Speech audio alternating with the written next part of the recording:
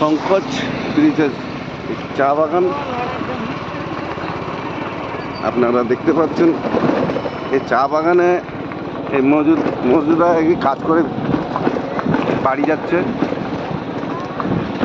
আর আমরা আসতে অনেক দেরি হয়ে গেছে। অনেক বড় চা বাগান।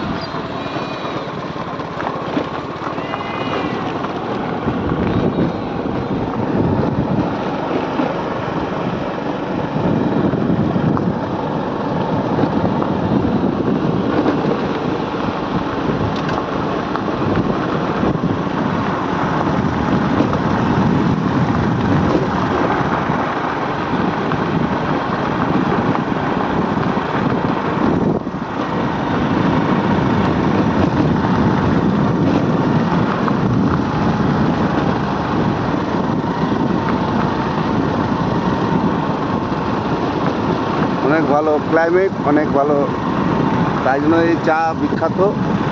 এই চা সব বাইরে দেশে যায়, আমাদের লোকালিটি এই চা পাওয়া যায় না। এর প্রচুর ডিমান্ড আছে এই চায়ের। সংকোচ সামনে কুমারগ্রাম, এটা আলিপুর ডিস্ট্রিক্ট।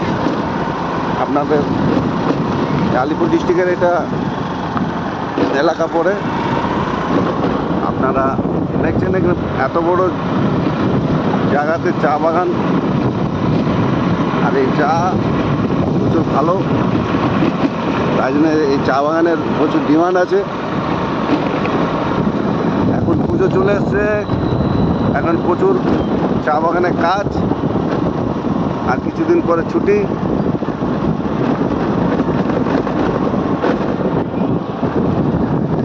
অনেক বড় চা বাগান, আপনাদেরকে বলে বোঝাতে পারবো না। আমি তো নতুন এসেছি এখানে, নতুন এলাকায় আমি ঘুরতেছি। যত পারবো আপনাদেরকে দেখাবার চেষ্টা তুলে ধরছি। আমি চেষ্টাও করছি যে এই চা বাগানের আরও কত কী রহস্য আছে জানার চেষ্টাও করব। আর এই এলাকাটাতে ভালো, সামনে পাহাড় আছে, আবার আপনারা তো জানেন।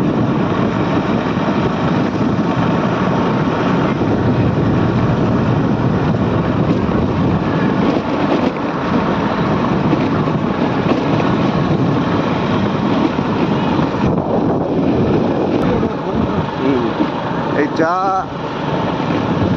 যারা কাজ করে, প্লাস এই গ্রাম আছে সামনে, এই বাড়িগুলো দেখতে পাচ্ছেন। এই বাড়িগুলোতে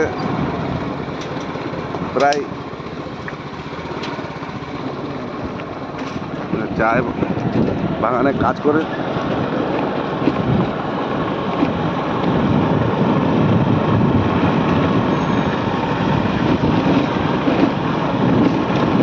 কিছুটা শাল বাগান আছে, এই পাশটাও দেখছেন চা বাগান। আমরা টোটালি চা বাগানের ভিতরে ঢুকে গেছি। এই চা বাগানের সত্যি মানতে হবে, এত চায় রে। আপনারাও আসতে পারেন এখানে পিকনিক করতে, প্লাস বেড়াতে আসতে পারেন। গরমকালে এসে লাভ হবে না, এখানে ঠান্ডাকালে বেশিরভাগ আসলে লাভ হবে। তো এই চা বাগানে মিডিলে আমরা এসে